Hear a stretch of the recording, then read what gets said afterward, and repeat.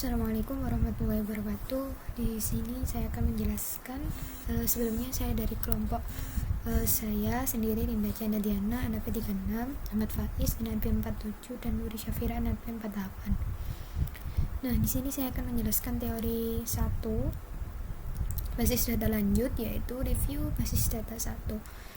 Di sini pokok pembahasannya yang pertama yaitu pendahuluan, yang kedua IR model, yang ketiga model relasional, yang keempat SQL, yang kelima normalisasi.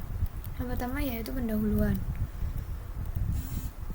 Basis data adalah kumpulan data yang dapat digambarkan sebagai aktivitas dari satu atau lebih organisasi yang berelasi. Contoh dari basis data universitas berisi informasi mengenai entity atau entitas, yaitu misalnya mahasiswa, fakultas, mata kuliah, dan ruang kelas. Yang kedua yaitu relasi di antara entitas. Contohnya pengambilan kuliah yang dilakukan oleh mahasiswa, staf pengajar di fakultas, dan penggunaan ruang perkuliahan. DBMS atau Database Management System, yaitu perangkat lunak yang didesain untuk membantu dalam hal pemeliharaan dan utilitas kumpulan data dalam jumlah besar. DBMS dapat menjadi alternatif penggunaan secara khusus untuk aplikasi, semisal penyimpanan data dalam file dan menulis kode aplikasi yang spesifik untuk pengaturannya. Pengguna DBMS untuk suatu aplikasi tergantung pada kemampuan dan dukungan DBMS yang beroperasi secara efisien, sehingga agar bisa menggunakan DBMS dengan baik, perlu diketahui cara kerja dari DBMS tersebut. Pendekatan yang dilakukan untuk menggunakan DBMS secara baik yaitu meliputi implementasi DBMS dan arsitektur secara mendetail untuk dapat memahami desain dari suatu basis data. Yang kedua yaitu R model. R model itu ada yang namanya entity, himpunan entity, relasi, dan himpunan relasi. Entity yaitu objek dunia nyata yang dapat dibedakan dari objek yang lain. Himpunan entity yaitu kumpulan entity yang sejenis.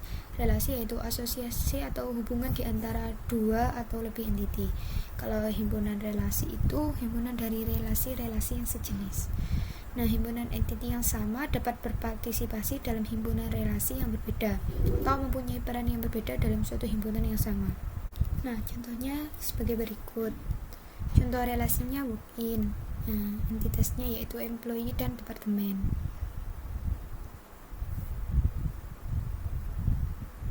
Nah, yang kedua yaitu ini contohnya. Kemudian ada batasan kunci atau key constraint. Nah, macam-macamnya itu ada 4. Yang pertama one to one, yaitu dari satu ke satu yang lain. Yang kedua one to many, satu ke lebih dari satu. Many to many, dari A ke misalnya dari C dan E ke sama-sama C. Yang terakhir many to many, sama-sama lebih dari satu. Nah, contohnya sebagai berikut.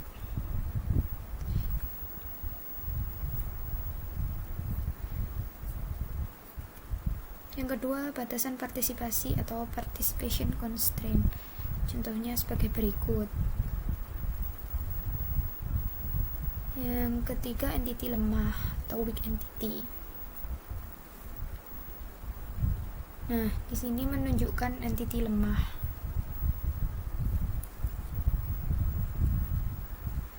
Hierarki kelas. Di sini terdapat penggunaan ISA, yaitu yang pertama untuk menambahkan deskripsi atribut yang lebih spesifik, yang kedua untuk mengidentifikasi entity yang berpartisipasi dalam suatu relasi. Bisa dilihat dalam contoh. Agregasi. Di sini ada contohnya. Di sini monitors adalah relasi yang distinct dengan deskripsi atribut, dan tiap sponsorship dimonitori oleh seorang pegawai.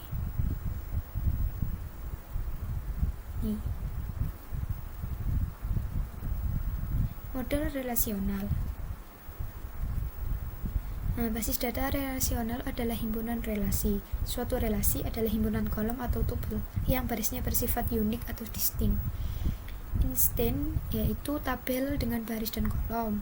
Adapun skema yaitu menentukan nama relasi. Contohnya di sini ada entitas student yang mempunyai atribut SID, nama, login, age, dan GPA. Nah, ini contoh instan dari relasi student. Ya, batasan integritas atau integrity constraint ada dua, yaitu primary key dan foreign key.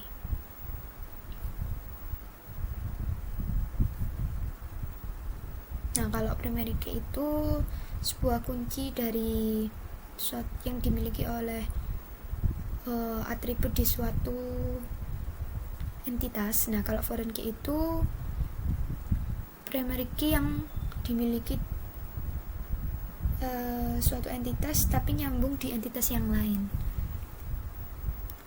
SQL atau struktur query language. Bentuk dasar SQL yaitu sebagai berikut.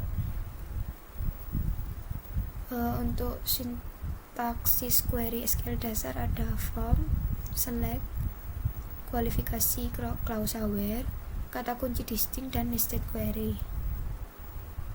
SQL juga menyediakan beberapa konstruksi set manipulation, yaitu union, intersect, except, in, any, all, dan exist. Nah, SQL juga mendukung beberapa operasi agregat. Yang pertama yaitu count untuk menghitung caca. Yang kedua sum, menghitung jumlah seluruh nilai. Yang ketiga AVG untuk menghitung nilai rata-rata. Yang keempat max untuk menghitung nilai terbesar, dan yang terakhir min yaitu untuk menghitung nilai terkecil. Normalisasi. Normalisasi merupakan perbaikan skema database yang dimana normalisasi diperlukan karena adanya penyimpanan informasi yang redundan atau tumpuk atau terulang. Nah, menurut IF Code, normalisasi merupakan proses mengubah suatu relasi tertentu ke dalam dua atau lebih relasi atau dipecah jadi lebih sederhana.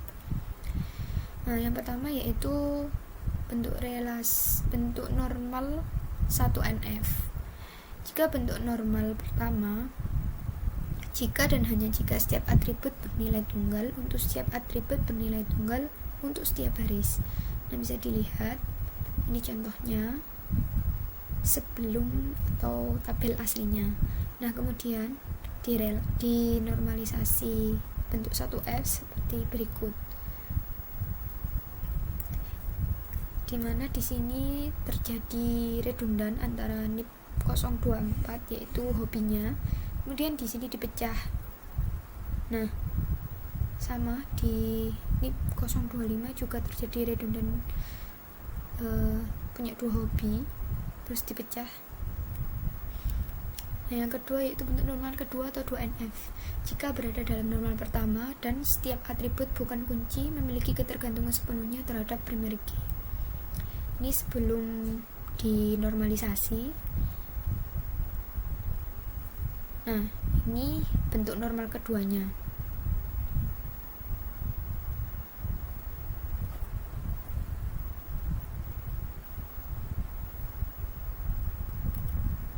Nah, kemudian terakhir seperti ini.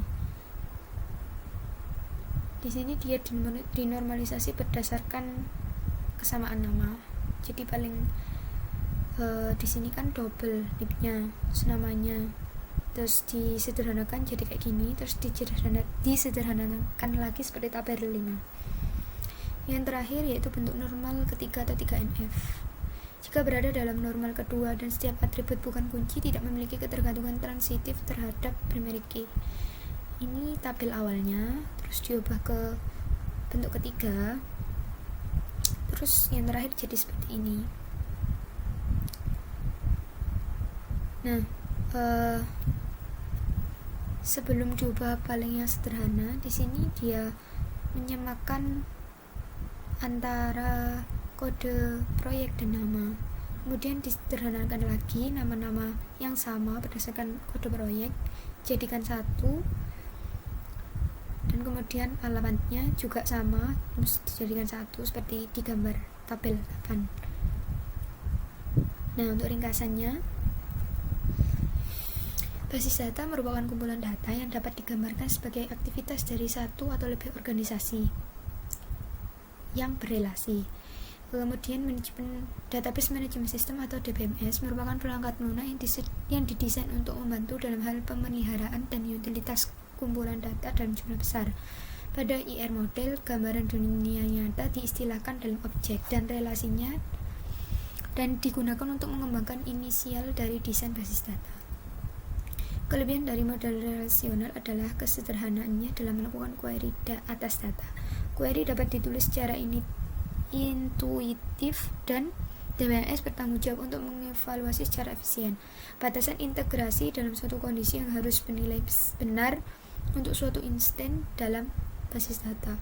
SQL adalah bahasa database relasional yang dibuat berdasarkan suatu standar dan memiliki bentuk dasar seperti berikut ini.